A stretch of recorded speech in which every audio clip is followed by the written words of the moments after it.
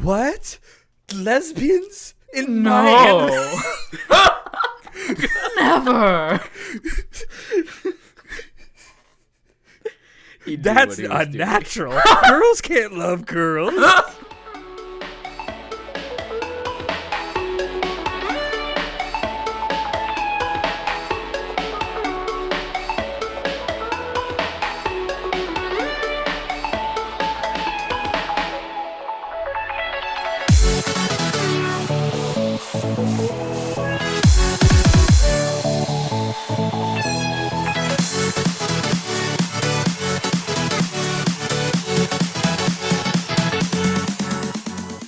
Hello, everyone, and welcome to Anime Club After Dark, the podcast that delves into all things anime, manga, and otaku culture related. I'm your host, Alex, but you can call me Senpai, and joining me tonight, we have our czar of source material, John.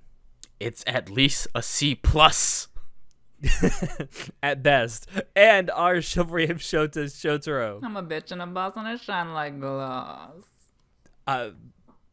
Not even gonna... You shine I'm sure like that's glass? from some Nicki Minaj song. Like Oh, God. gloss. Like the stuff I put on my lips. Uh-huh. All right. Anyway. So tonight, we are going to be talking about a topic that John actually came up with, kind of. Did I? Yeah, I mean, you and I talked it out together, but you were the genesis of this idea. You know what? We've put this off for so long, I can't even remember how I had this idea. What I was talking about. Actually, you came up with this around Christmas time, and we're just now getting to it. Oh, God. Oh, it was because it was Assassin's Pride, wasn't it? Yes, it was. Oh, God, I knew it.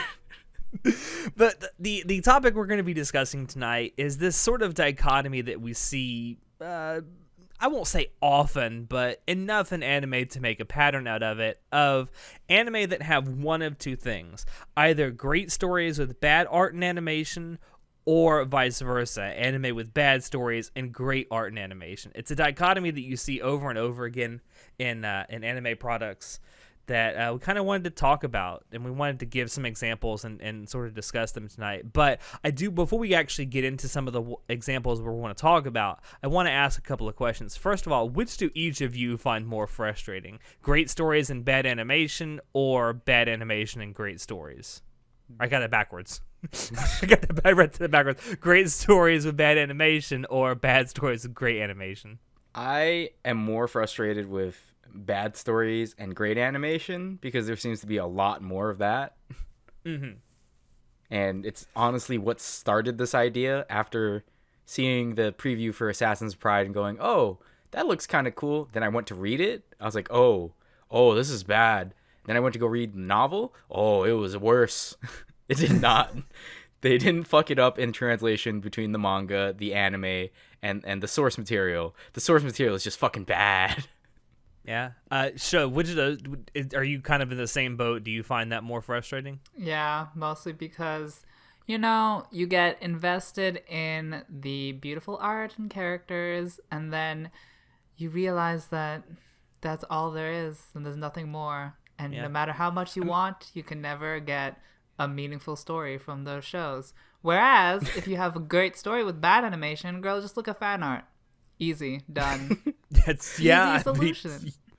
Or just go read the fucking source material, and then you can just forget that the anime ever existed. Or read the doujinshi. Or that too. That too. Yeah. It's funny how sometimes with stories with bad animation, you can find like fan projects that do it so much better. Exactly. Like anyone could do season 3 of Seven Deadly Sins better than Studio Dean did. Oh God, who did it originally? Season 1 was it A1? Was it A1? Yeah, it was A1. But yeah, and we'll talk about this in a moment. But the second question I wanted to ask is, as a dichotomy, is this something that you guys believe has always existed in anime in some form, or is this just a more recent phenomenon? Because I'm in the camp that, yeah, it's always existed, but it seems like, especially with the idea of bad stories with great animation, it seems like there's a lot more of that recently. It also seems like from my perspective as well, that there's a lot of bad stories with great animation. But then again, my watch history mostly comprises of recent shows. So, don't have a big catalog to reference. It's true. I mean, your sample size is a little smaller. So I'd say that more recently there's been a lot of more bad shows, like bad written shows and great art animation, just because it seems like, at least back in the day, of course this has always existed, but back in the day it was more of a passion project of like, hey, I like this story. You know, it'd be cool if we made an anime.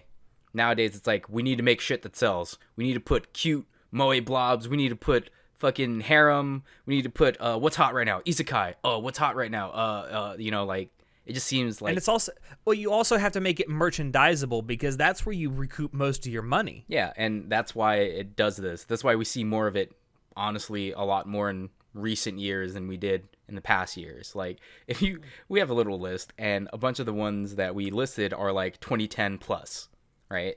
Yeah. Because it's just, there's more things recently that we've watched that is just like, ugh, how vapid. Is that right? Well, I mean, is that the right word? Yeah. You definitely used it right. And one of the ones that we wanted to talk about is, I think it's a product of its time with the original Legend of the Galactic Heroes back in 1988. I think, yeah, it ran through 1999, so you can say that it never really improved, and you'd be right. But I think at the beginning it was certainly a product of its time, and they were working with the limitations of what they could do animation-wise. Okay. I put this on this list particularly because when I was watching this, the lack of animation literally hindered the story, because when there was like high emotional highs and emotional lows, or like this huge tension going on, the characters would have the most poker faces ever because they couldn't animate expressions. So it's like, oh no, my comrade died, and then his face is like, and I'm Deadpan. like, do you really care that your comrade died? Do you really? That's a common like complaint I hear about watching people who watch the original Legend of Galactic Heroes, is that all the characters look like stoic statues. Yeah, and also a lot of the fights occur in space, and I can't tell up from down. I can't see left from right. I don't understand it all. And it's like a big part of the show is the tactics of the space fights, and I can't follow along. So maybe it's a product of its time, but the animation and art quality got in the way of the story, and I think it was a good example of when great stories are ruined by a lack of visual fidelity.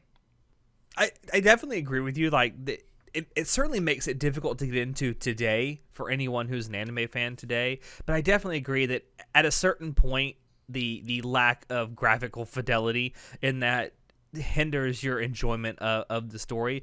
But overall, like, the story of Legend of Galactic Heroes is a great story. Like, even if you watch it from beginning to end, you will experience a great story. It may not look great, but it's a phenomenal story. And that's why I said, like, it was done justice. back in the day, they had limited resources, right? This makes me think of Speed Racer and, like, all the Yes. fucking jokes we make about Speed Racer of, like, hey, we're going to use the still and little flashing lines to make movement. We can't move our head. Ha! Like, yeah, there's a reason people do that, or did that a lot back in the day, because animation was more, it's still expensive to make anime, but Yeah. people still wanted to make it, and it's just what happens. And it's a shame. I mean, yeah, and you know, that's another thing where you look at something like Speed Racer, which was definitely a product of its time, where they were spending a lot of money on this, at least at the time, and they were doing the best they could to animate movement. It wasn't great, and it doesn't hold up very well at all today, but it was the best they could do at the time. At least it solidified itself, because I still remember Speed Racer, and that's something from way back when, right? Yeah. Like, who doesn't know about Speed Racer? Here comes Speed Racer. And- He's a demon on wheels. It just seems like, you know, just like Legend of the Galactic Heroes, I feel like Gundam Wing was also in the same. Like, I loved the story. I loved all the, like, the political, like, undertones about it. I liked all the fights and, like, the emotions behind battles and stuff. holy shit, does it Yeah. look bad? I remember rewatching this like about 10 years ago now, rewatching Gundam Wing, and I was like, oh god, this is bad. Ugh. Yeah, the reason I put Gundam Wing on this list was because I don't think it always has been a bad animation. I mean, I think some of the character designs, like the art style, is a little like hit or miss. I think it's a acquired taste. But my reason for putting it on this list was that it was consistent in its inconsistent animation. There were some scenes where like the animation would be banging and spot on, and then it would be immediately followed by a scene where it looks like bleh. And, you know, again, it's probably just budget constraints. Like, they obviously just ran out of budget and they couldn't make it as good all the time. And especially it seems like with long running shows, you know, they have such a tight budget to work on that they can only do what they can do when they're like, oh, this is a key moment. We should just make this one look a little bit better than the next. And they're like, ah, shit, we overspent on budget, guys. Go back to stills. Yeah. Go back to the space exploration. And this isn't exclusive to Gundam Wing. Like, you can see it a lot throughout the Gundam franchise. It's just the one that I wanted to bring up because, number one, it's the Gundam that just about everyone has watched at some point or another. Yeah. And it's the one that most people know. Yeah, and this makes me think of Appleseed. This is something that I remember watching back in the day. 24 frames a second. Holy shit. I love the story of Appleseed. I think it's interesting. It's military. It's, like, futuristic and, you know, androids and stuff. And it's awesome. I think it's a great world. I love the story, but holy shit, does it look bad. It is fucking bad. So, think about Appleseed, and I tell this to people if they're going to watch it. Dig up an old CRT television and watch it on that, because it will actually look not half bad on that. If you watch and we're talking about the original Appleseed movie from 2004, the one that was all CG, like 100% 3D CGI. Like, the CGI itself isn't bad. It's the fact that it was rendered at 24 frames a second that makes it choppy and very difficult to watch on modern screens. Yeah. So, like, if you watch it on an old CRT television that could only do 24 to 30 frames a second, it actually doesn't look that bad. But if you put it on like a 1080p monitor today that can do like 120 or 144 frames a second, it looks like garbage. Yeah, it's just, I feel like this is probably another one that's just a product of its time, you know, like circa 2000 and early 2000s, everyone was on that craze of like 3D CGI, you know. Think back to like when our minds were being blown by like Final Fantasy VII, the FMB cutscenes. Like, it was like, whoa, look at this 3D. Whoa, it's crazy. You know, we're riding that hype from the late 90s into the early 2000s. I blame video games for that a little bit. It's just, I can think of a bunch of mid 2000s, like early 2000s to mid 2000s CGI flops that came out, like the Final Fantasy movie. Oh god, that was bad. That was a bad story and it was bad animation, but that's why I feel like it was a product of its time. That's why they chose to go with the CGI. That's what I think. And you're probably right. So it's frustrating, but at least the story was good and I enjoyed it. And subsequently, you know, the following movies that got way better with the frame rate. Yeah. That's why I say, go find yourself an old CRT television and watch it. It'll be fine. This is fine. And speaking of other products of its time, I want to talk a little bit about Clannad and After Story. I love Clannad. Watch it and it's instantly dated by its art style. I love Clannad. I love After Story. Me too. It's like one of my favorite animes to watch because it just makes every time, you know, I cry every time. And it's a great story, in my opinion. Fuko, no! But holy shit, does it look bad. Like, the animation isn't that bad. It's a typical, like, slice of life type of drama animation. Yeah, there's not a lot of action in it. There's not a lot of action. Well, except for, like, when they do the combat stuff. Like, yeah. That's animated really well, actually. It's super funny. But it's for comedic effect. But, like, the art itself, it doesn't look bad, but it's definitely dated. And it's definitely not amazing. I think you said it was, like, early 2000s, like 2001 to 2004-ish. It's a visual key. Yeah, what's when the visual novel it was based on came out, yes. Yeah, so the visual novel with a visual key and how they made the characters look, it's very dated to that. And they've recently updated it, so now it looks like your generic Moe blob stuff like we see in every other studio. so that's good, I guess. But it's definitely really ugly to look at with the big bug eyes, the fucking antennas, and it's not And great. To Kyoto Animation's credit, the studio that did Clannad and Clannad After Story, they were just copying the art style from the visual novel, so they were being true to the source material. Yeah, so that's a good thing. But damn it, visual. Damn it, visual. They certainly had a look they were going for in the early 2000s, and they stuck with it. God damn it. They fucking stuck with it. But whatever. But yeah, I think you and I would both agree that Clannad and After Story have a phenomenal story that if you listen, if you haven't seen Clannad or After Story, go watch it. Like, you have time. You're fucking quarantined. Go do it. Yeah. But you mentioned for comedic effect the thing with the fighting scenes and After Story and Clannad After Story. So I think you can actually have bad art or animation for comedic effect and it actually work. A good example of that, for me at least, is Konosuba. I think there are times when that story, that anime has really bad art or animation, but it actually serves the comedy of the story. So I would say for Konosuba, I don't think they meant to have good animation on it because it was kind of just a throwaway gag, you know, because it is a comedy isekai. It's supposed to just poke fun of isekai tropes, and it did. And the source material, pretty funny.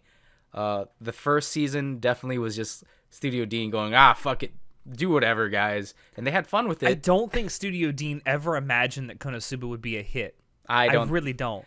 I don't know, because I feel like how popular the novel was before the anime, it was pretty popular. It was a funny, like, haha, it's kind of like Gintama where it's pokes fun of stuff. You know, Gintama's pokes fun of pop culture, but Konosuba breaks the fourth wall occasionally. Yeah, and Konosuba just pokes fun of, like, oh, look at all these isekai tropey shit that's been popping out in the last 5 years. Let's just make fun of it. And that's why season 1 looked better than season 2, 100%, in my opinion. I'm not sure what happened there because season 2 was, like, so hyped up. But yeah, I feel like they didn't choose to use bad animation on purpose to exaggerate comedic effects, not like One Punch Man does in season 1, where they just go back to, like, One's original ugly looking drawings to, like, just be like, okay. Okay. But I don't know. I really can't say that Konosuba did it on purpose, but whatever it does for season 1, it's fucking phenomenal. Yeah, I don't think what were we gonna say, Sho? Did it on purpose either. But I do think that, like, the animation, as in the fluidity of the characters, was really good in both seasons. It's just that the actual character models were not that great. Like, they were, like, deformed at points, and they didn't really... they were like soup slushing around, where the meat in the soup were the eyes, and then they would just, like, sometimes get a little smaller, you know, sometimes one eye would go a little down and it wouldn't look human. But yeah, I definitely don't think it was on purpose, because they never really called out their own bad character models. Like, One Punch Man calls out its own bad character models, but Konosuba doesn't. And even in the previews for Konosuba, like, the preview for the first season was so bad and did it no favors. So it was really, I definitely don't think it was intentional.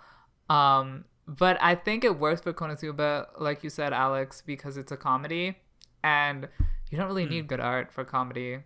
It's fine if it's just a trash can. So do you think it would be way more pronounced, and more people would point that out if it were more of a drama-based isekai, say like Re:Zero? Yes. I could not stand a drama-based any story with bad art. It's not gonna happen. Oh, you mean like Berserk 2016? Oh, God. John, this is your baby, so I'm going to turn it over to you. I mean, I love Berserk. I love the manga. I'm just waiting for the day when we'll actually get a decent-looking Berserk anime adaptation. So, no one knows on the podcast. We've talked about Berserk 2016 quite a lot. It is bad. It's real bad. The story of Berserk is still good. So if you can kind of get past the 3D CGI bullshit, then it's okay as an anime. But Yeah, coming from the 90s with Berserk, like back in the or early 2000s, 90s, whenever that was. I honestly don't remember. It's bad, all right? It's just a product of its time. They used the resources they had. Then we finally get new ones, and it's 2016. I'm like, oh yeah, Berserk, awesome. And it's so bad. Yeah, the story is still the same. They do a good job portraying it. I liked it, but God, the battle scenes were just so bad. It looks so ugly. My issue with it is, and you've mentioned this before, like, it's still the story of Berserk. So if you like the story of Berserk, that's what you're gonna get. But my biggest issue was the fact that not only did it have 3D CGI, that wouldn't have been so bad if they just maintained that. It was this switching back and forth between 2D and 3D, and I'm like, what the fuck? Yeah, there are some scenes where they're just like 2D hand drawn, and it looks phenomenal. And then it's like, all right, that was enough of our budget for 5 seconds. Let's go back to the 3D CGI. Like, what the fuck, dude? It was genuinely like watching an anime that was drawn by a schizophrenic. Yeah. And that's all I really got to say about that. But speaking of bad CGI, it would be remiss of me to not mention Overlord. And yes, as everyone should know by now, if you've listened for a long time, I fucking love Overlord. I love the light novels. I own every single copy. It's amazing. I love the world building. It's great, right? Maruyama. What do you love more, Overlord or Miku? I don't know. It depends on how well Maruyama ends Overlord, because he could fuck it up like he did with the web novel. But one worst thing about Overlord is the subsequent use of 3D CGI, and boy is it bad. In my opinion, I thought season 1 was okay. The CGI was bad, but overall the story was still good. Then season 2 came out, and I was like a little bit more disappointed, because like, oh, it didn't look as good as I imagined it in my head when I read through these novel chapters. And then season 3, oh god, season 3 was so bad. I don't know. I think maybe Chinoda liked season 3 or some shit. I don't know who liked season 3, but someone I know liked it, and I don't want to talk to them anymore. Probably because he won't read the novels. Oh shit. So I have a couple of things to say about Overlord. First of all, I think that the second and third season had way more CGI in each of them than the first season did. And that's because there's more action scenes. That's why. Yes. But I also think that the 3D CGI that we got in season 1 actually looked better than the stuff we got in season 2 and 3. And this is a prime example of why we should never ever let Madhouse do second or third seasons of anime. Because they can do the first season pretty damn well. This is why, like, anytime, if there's ever a second season of No Game No Life, I pray to God it's not done by Madhouse, because they will find some way to fuck it up. Yeah, so why couldn't they have just gone hand drawn? It looks so good. Because this is Madhouse. I don't understand the reason. I understand. It's budget constraints. It's cheaper to do CGI and all that shit, but it's like when the arc of your fucking season is gonna be major scale battles, don't fucking what the fuck, dude? I get it. It's expensive, but come on. This is literally the climax of this fucking arc in your fucking season. Fucking spend the budget, man. Come on. Oh god, that climax was so horrendous. It was such a travesty. Oh, don't remind me. But yeah, God, it's so good in the book. I'm definitely a huge fan of Overlord as well. John inundated me with its beauty. Me too. The novel in particular I'm referring to. I'm a huge fan of the novel. I've read all that are available as far as I know. But the actual anime, I don't think the story in the anime is that great, personally, because I don't think it works the way they told it in the anime, because they cut out a lot, and they cut out a lot of like inner monologues, which was a big part of why I liked the Overlord novel. So I don't even think Overlord the anime is a good story to begin with, but I can definitely agree that the animation is not good and definitely worsens with each season. Well, you know, I was tempted to maybe talk about this in the bad stories part, because I don't think the Overlord anime is that great of an adaptation of its source material. It is not. I think the fact that in the novels in particular, you get a lot of, like, as you said, monologuing, and particularly Ainz's inner monologuing that gets cut out in the anime, and it definitely takes away from the story. It does. I'm just glad that I've welcomed you both into the Church of Papa Bones. I Bone am Daddy. a Sasuga very Ainsama. willing Sasuga. disciple of Bone Daddy. Yes. I still want to get a Daki. No. Bone Daddy.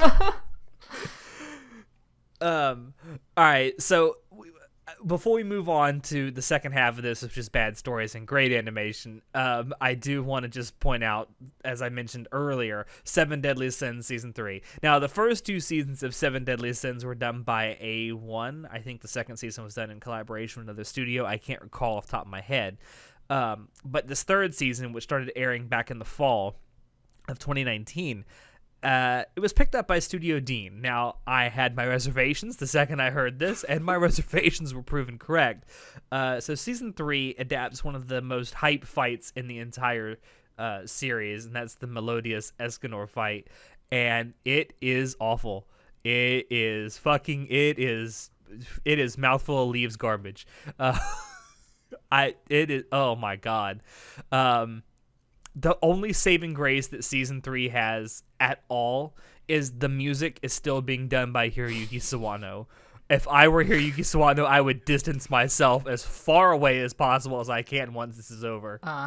Yeah, so I've seen Season 1 of Seven Deadly Sins. I loved it, you know. It made me want to read the manga, so I picked it up. Then I liked it less at Season 2. I didn't even give Season 3 a chance because I was like, fuck this.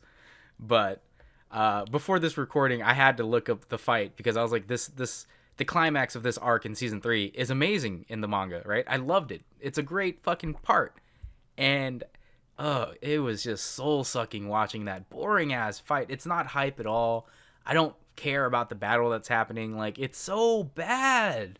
What the fuck? Also worth mentioning is, as bad as the art is in that scene and the animation is in that scene, like, the voice acting in that scene is so fucking flat. It's like the characters are fucking bored.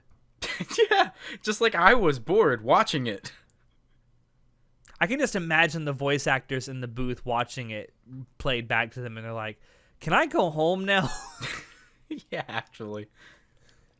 But I just wanted to bring that up because I actually really love Seven Deadly Sins. Like, great story, maybe not, but certainly enjoyable after its first season. And the manga started out really, really enjoyable.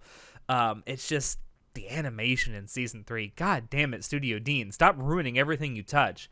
And to think, just a couple years ago, we were all praising Dean for coming to save anime. Yeah, I mean, they did Konosuba, they did Rakugo, they did Sakamoto, which is funny as fuck. But now they're back to their old ways, and I'm like, no, Dean, this is not the way. And fucking So Studio Dean doesn't ruin everything they touch. They ruin stuff that were started by other people because they did the exact same thing with Initial D. God, no. Stage Fuck 3 doesn't third stage. exist. Stage 3 does not exist. No. Moving on. So the second half we want to talk about is some examples of anime that have just god-awful stories with great art and animation. Let's talk about something very, very recent. Fire Force. Bless David production. I loved Fire Force for the first 6 episodes that I watched. Or the first 3 episodes, really. And then the next 3 episodes, up to episode 6, I slowly backed away.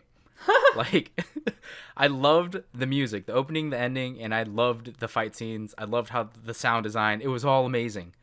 And then I got really bored of the story, and apparently the story it gets even worse. And I can't believe it, you know. It's so crazy. How could a show that has that much thought into its music and its animation be so bad? God, the animation. I think it's because of the manga it's based off of. Yeah, so I've read like 40 chapters of the manga, and it's pretty bad. Also, the art in the manga is not that greatest either. But the animation in the anime is literally, like, stunning, like, jaw-droppingly gorgeous. Like, I've never seen something this good in my life before. Like, I don't know how this story got greenlit for this animation. Actually, you know what? I take that back. I do know how it got greenlit. It's because it's an easy sell to the Japanese shonen demographic. It really is an easy sell. That is 100% why. But, bless David Productions for bringing it to us, though. At least more people will be like, hey, David Productions. Hey, how's that season or part 6 of JoJo's coming along? Huh? They're too busy making money off Fire Force. They're too busy making money off Fire Force and Cells at Work, apparently. I'm gonna make 5 more seasons of Fire Force and then make a half-ass season of JoJo's. Yeah, actually. Probably. I feel like that's actually what's gonna happen. Ugh. Part 5 was pretty good, though. Love you, David Productions. Give me part 6. I want part 6, so they'll give us part 7. And speaking of other things that came out in 2019, I just want to talk about Assassin's Pride, the thing that started this all. So Assassin's Pride, we saw the preview for, and I was like, oh, it looks kind of good, I went to read it, the manga. It was bad. I hated it. Then I went to go read the novel. Even worse. Like, it's boring. It is a boring story. And then you thought it can't get worse. It couldn't get worse. Then the anime came out. Then I watched the anime, and I'm like, oh, God, it's just as bad. So I guess it's a good adaptation, right? You and I have had this discussion a lot, whether an anime that comes out that's bad of a really bad story is actually a good adaptation. No. And it's like no, it doesn't like work like a philosophical that. argument.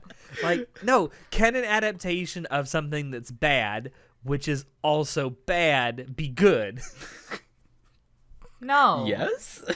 You just said a lot of adjectives right then, and I'm not entirely sure what you're trying to say.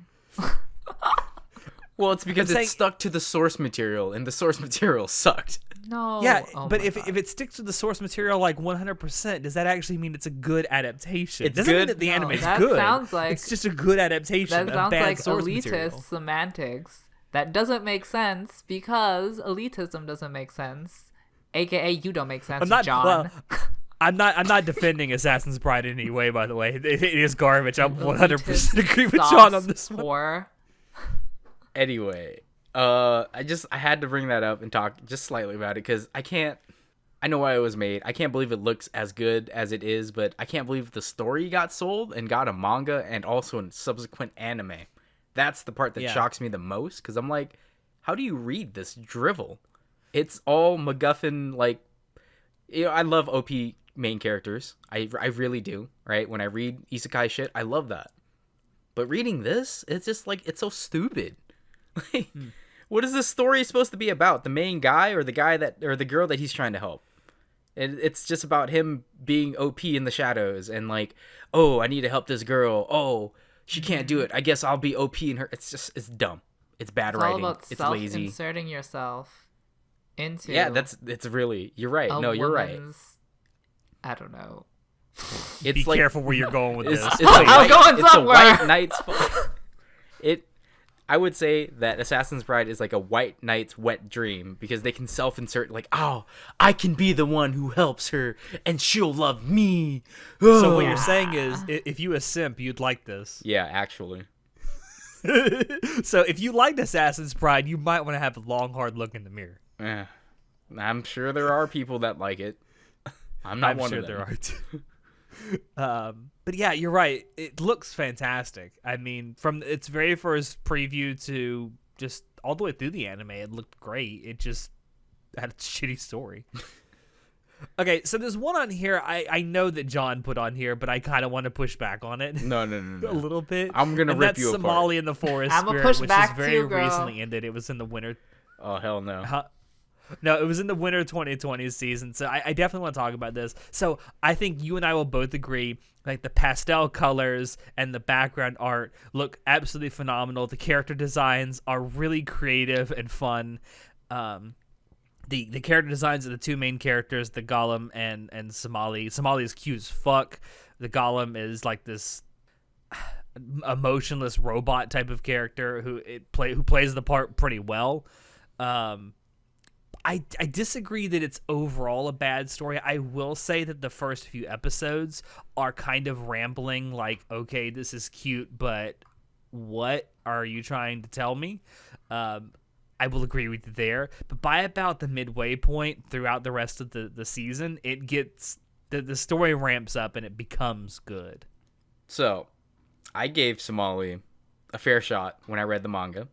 Okay, back before it even had the inception of an anime, because I read this way before, like a year prior. And I gave it, I want to say 20 or 30 chapters. I can't remember. And it didn't hook me, man. I think it's just like, was it like a year ago you said you read this? Yeah. I think I remember you telling us at the time that, like, just mark my words, this will get an anime adaptation soon. Yeah, because it looks good, all right? I think even in the manga, it looks good. It's fucking amazing with the background art. That's what I loved about it. That's what got me attracted to it. And then it's just, the story is just, I couldn't get into it. I was like, what's the point? What's the purpose? I don't really care. The point is there's like, this cute Somali's little cute. girl that has a daddy. That's You know, the point, I never thought John. I'd say this, but I understand that's the point, but it wasn't enough. The cute girl was not enough to entice me to keep watching it. But what about Wow, the daddy? this is a shock coming from you. I know, right? It had one job and it couldn't do that. I don't know. I really liked it by the halfway point. I definitely agree with you. Like, for the first half of the season, I'm like, okay, this is just wandering, like, monster of the week, or city of the week, or problem of the week. Like, so what? But then there's an overarching story that evolves by the midway point, and then you get really invested in it, and you want Somali to be happy. And you know what? It might be because I only gave it 20 chapters, because Darwin's Game, I did the same thing, but then I kept reading it, and by chapter, I think 29, it got good, and that's why I was like, shit.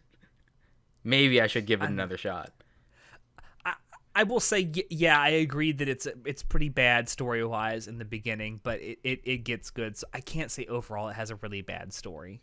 I would recommend it to anyone who likes slice of life or the Iyashike subgenre, which is definitely what this is a part of. So, again, but here's if you have to take until the half point to get good, is it really a good fucking story? I don't know. I would be a hypocrite if I said no, so I'm gonna say yes. Because, but I didn't care because Somali was cute and I like cute things. Because this the is my truth same comes problem out. that I had. The truth comes out. The truth comes. I had this exact same problem with Ancient Magus Bride, where literally I read it up until like chapter 20 something, and I was like, this is stupid. The story's going nowhere. Then you get to like chapter 31, 29, somewhere around there, and it gets better. The story starts to move, and you're like, what the fuck? I've waited like 2 years reading this, and it's finally starting now. Like, what the fuck, dude? But I don't know if that's a good story. I don't know if it's good enough, because Darwin's Game, just like the same thing, where it took 29 chapters for it to get good in the story and get me invested. And with the anime, it doesn't really get good until the last episode. So it's like, where do you draw the line, man? Yeah, see, I have a completely yeah. different experience because I was sold on Somali in the first or second episode, and I'm honestly not too into the story. I don't know. I don't see that the story got better. The story's bad. But I don't care because I'm not here for a story. I'm just here for daddy and baby to go on an adventure. And I love their dynamic, and their dynamic is consistently adorable. And that's You're all right. I it agree with needs. that point. You are right. If you wanted to just turn off your brain, don't care about where this plot is going, and just watch the cute You don't need a father-daughter plot in moments. every story. You can have. This was clearly a character-focused story, Somali and the forest spirit. Also, I don't know why it's called the forest spirit, because he's not a spirit, he's a golem. Unless don't know. that's Bad spoilers. translation. I think at the beginning of the story, he's references a golem, the spirit of the forest. Probably. Advertisements. But I kind of just struck Ancient Magus Bride and Smalley off my list, because those are the others that I want to talk about that had bad stories, but great art. Great animation. Yeah. I like how I mean, you're like contrasting Somali and Ancient Magus Bride when Somali is like a wholesome relationship and then Ancient Magus Bride is literally like child bride, Stockholm syndrome, kidnapping, slavery, some really dark That's shit. because yeah, there's a lot of dark stuff in Ancient Magus Bride the more you think about it. it had a more interesting premise to me. But it's kind of they both suffer from the same problem. Say the same problem. Slow starting stories and don't really care, but it looks good. See, I didn't care about the story in either All right. of them. See, aren't these both like shoujo stuff? It's not about the story. It's about the kyun. Does it make your heart go The doki moi moi doki? kyun? Yes or no? Then My it failed in my that department because my heart did not go doki doki. Well, then you need to go to the doctor, John. Because if you're not if your yeah. heart isn't beating, there's something wrong with you. I'm dead on the inside. Don't worry. That's a mood. So there were a couple here that you had to the list. I know you want to talk about. So when someone says bad story with great animation, number 1 on my list, Guilty Crown. It's Tokyo Ghoul. literally no Guilty Guilty Crown. Crown. It's literally in the name. It's a guilty pleasure. They knew what they were doing. Okay. I'd have to 100% agree. Yeah. The animation in Guilty Crown is so sexy. I love the particle effects of the powers. The music is great, but that's not what we're talking about. It's just such a feast for the eyes to watch them fight, and that's honestly the only good. Oh, also the characters are hot. So those are the only two things, that's good about the show, because the actual plot is just a Code Geass ripoff by someone who can't add 1 and 1 together to make 2. So savage. Yeah, the plot isn't that captivating, but the goddamn particle effect of the powers is so nice. And I still remember it to this day, honey. Came out like 9 years ago, and I still love those scenes and everything about it.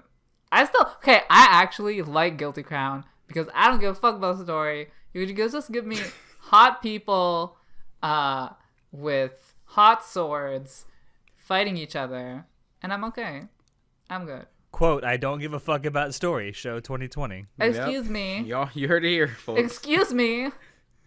No wonder you love Attack on Titan so much. Don't at me. Whoa, hold on. Don't at there. me. Yeah, I'd have to agree. I'm sorry, I saw the opportunity I had to take. You know, it's See, funny. I'm surprised you didn't put that on this list at all. I'm also surprised you didn't put this on this list. Alex, Me? Yeah. Speaking Me? Speaking of Studio Wit, who also did Ancient Magus Bride, I wrote down Seraph of the End on this lovely document that we're reading off of. Isn't that just about gay vampires? Basically. See, Okay. I don't even think it was that gay in the manga, but it's so gay in the anime. Yeah, right? Do you know what? I'm not what Studio Wit complaining. said? They looked.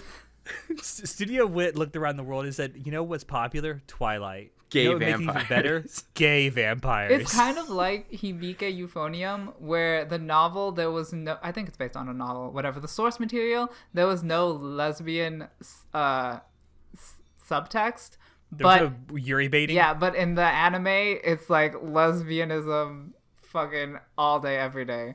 And honey, But it makes it sell. And then the director comes out and says, "What? Lesbians in my anime?" Never. He knew That's what he was doing. unnatural. Girls can't love girls. Oh my god. But yeah, Seraph of the End is just a really, really bare bones, basic shonen story that tried to do too many things, that has vampires, demons, humans, angels, too many people, too much shit happening. Nothing makes sense. But it looks good. It honestly looks so great because the background art is like pastel artwork, and then you have the traditional animation for the character models, and the character models look like they've been animated by a completely different studio than the person who did the background, which I think they might have been. But it looks really good when you combine the two different styles together. It is honestly such a gorgeous show. I would recommend watching it just for the visuals, honey. And then the two main characters bite each other, and you say, "I don't give a fuck about story." Yeah, I can't argue with that. I really liked the color design. I thought that was done really well. Oh yeah, with the bright color greens. palette in Seraph at the end is actually pretty good. Love a neon. It looks queen. good. Mm-hmm. Definitely don't like the story. Love a traffic cone queen. I love bright colors. It looks good how it pops out from the It background. does. I don't know. Oh my god! You know what's funny? I bought the box set for the Blu-ray, and then the green on the Shocking. box set is glow in the dark. So every time I go to sleep, I just see the glow in the dark green on my shelf next to my bed, and I'm like, I'm thinking of you. Hey, I don't give a fuck about I'm story. thinking of you. Well, how about you, Alex? What are some bad stories, great art that you'd like to talk about? I know we say we don't talk about it because I love Studio Trigger, but Keys Niver had fucking amazing art, amazing animation, and in the first 2 episodes the story was great, and then it immediately drove itself off a fucking cliff with its story. I didn't really think. And it's one of those things, we've talked about it before. Actually, you and I recently talked about it in our Studio Trigger retrospective show, that it's one of those stories where it definitely needed more episodes to flesh out the story more and the characters more. It just feels so rushed story-wise. Definitely. But I don't even think Kids Niver was animated that great. It was good. It wasn't Trigger. great. Yeah, it was good. Trigger, It was good. yeah. It was good enough for be a Trigger show, but I'm thinking more so the art. Like, I really love the character I designs. love the character design, yeah. Mm-hmm. And I love the background art and just the way that the city that they were in looked like a lived-in city. That's true. It was more so for that. I mean, the animation was, it was Studio Trigger quality, but I wouldn't say it was like phenomenal, ufotable levels of animation. Another one I definitely wanted to bring up was a show no one really talks about anymore, and that's Desert Punk. Desert Punk has a really crazy, out there story that doesn't make any sense whatsoever, but by God, it looks good. Especially given that it was done in the, I want to say late 90s, but I feel like I'm wrong. No, it was done in the mid-2000s. Mid-2000s? I remember watching it and being impressed, but by how good it looks, that the smooth, like when he uses the little hook thing and propels around and shit, it's pretty cool. Story-wise, didn't care. I mean, it's got a lot of juvenile humor, and by juvenile, I mean it's got a lot of ass and tit humor in it. Yeah, it's very lewd, but I mean, overall, like, I still had a great time with it. Mm-hmm. Because this is one of those turn off your brain shows, like Show has been saying. Just sometimes you don't give a fuck about the story. Just watch it for the rest. Exactly. I think you have to turn off your brain to actually enjoy Desert Punk, and it's a show that I really enjoyed when I watched it, and I actually rewatched it here about 2 years ago, and I still enjoyed it, but I also went in with that same mentality of just turning your brain off to watch it. But it's something I have a very difficult time recommending to other people because its story is just so bad. Yeah. I mean, I have others on here, but can we talk a bit about Witchblade? I want to talk a bit about Witchblade. And how there'll never be a good adaptation of Witchblade ever. There's been 2 live action adaptations, 2 Western live action adaptations of Witchblade. They're both terrible. There's been a Japanese anime version of Witchblade. It was not great. I mean, the animation was good because it was Gonzo when they were actually good. And there's been, I think there was actually a manga adaptation of Witchblade, which was not, but it was separate from the anime, which was also awful. It's Witchblade will never catch a break. And now I heard there's a rumor, like I heard this last year, so something may have changed since then. But I heard that they're going to try again to make another live action adaptation of Witchblade. I'm like, just stop and read the fucking a visual, not visual novel. Isn't it just a book? No, it's a not a comic Graphic book, novel. graphic novel. Thank Yeah. you. But yeah, and I love the graphic novel. The Witchblade graphic novel is phenomenal. It's just every time they try to adapt this into something else, it sucks. Yeah, I remember watching the anime and being like, wow, this is really good animation. This story sucks balls. I don't care. I don't care about the plot at all. Just show me more transformation in tits and ass. Yeah. God.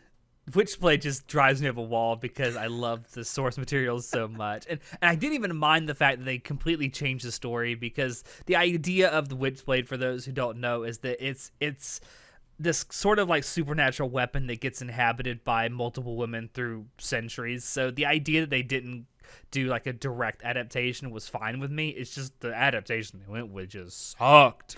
Yeah. It's like it was written by committee. I don't know who that is. Who? It's written by It's a process, group of not a people came person. together, and it's like, let's yeah. Oh, Yeah, written by a committee. Yes. I thought you said it was written by Schmitty. I was like, who the fuck is Schmitty? No. You don't know Schmitty? committee. It was like it was done by committee. Get out of here. Shut up. I mean, if anyone wants to talk about any of this on this list, I'm good. I've got my Witchblade out. I just wanted to cry about Tokyo Ghoul. Oh God. I have a alright, lot of the source history of isn't Tokyo that- Ghoul, which I'm sure. Speaking of things that'll never get a good adaptation. Yeah, but the source wasn't that great anyway. So it who was cares, right? good. Shut True. your whore mouth.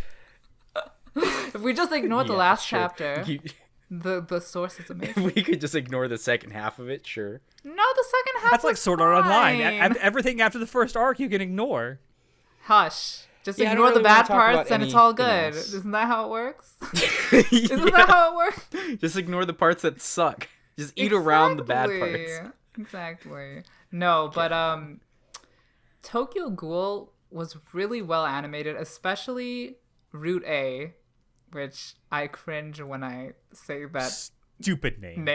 Stupid but name. Route A was beautifully animated, like literally film quality.